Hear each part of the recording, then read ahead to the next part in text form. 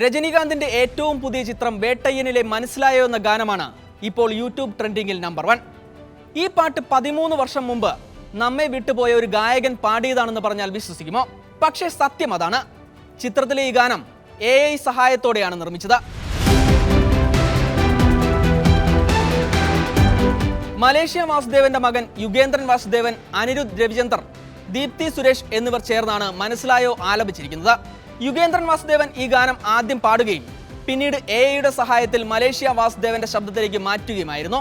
ഗായകൻ, അഭിനേതാവ്, സംഗീത സംവിധായകൻ എന്നീ നിലകളിൽ പേരെടുത്ത തമിഴകത്തെ പ്രിയ ഗായകനായിരുന്നു മലേഷ്യ വാസുദേവൻ. ഇളയരാജയെ പരിചയപ്പെട്ടതാണ് മലേഷ്യ വാസുദേവന്റെ ജീവിതത്തിൽ വഴിത്തിരിവായത്. ഇസൈ ജ്ഞാനിയുടെ സംഗീതത്തിൽ പുറത്തു വന്ന 16 വയതനിലെ എന്ന ചിത്രത്തിലെ ഗാനം മലേഷ്യ വാസുദേവനെ തമിഴ്നാട്ടിൽ പ്രശസ്തനാക്കി. തുടർന്ന് നിരവധി സംഗീത സംവിധായകരോടൊപ്പം ഹിറ്റ് ഗാനങ്ങൾ. ഡപ്പാങ്കുത്ത് പാട്ടുകാരൻ എന്ന നിലയിൽ മലേഷ്യ വാസുദേവൻ കൂടുതൽ പ്രശസ്തനായി. 8000ഓളം ഗാനങ്ങൾ ആലപിച്ചു.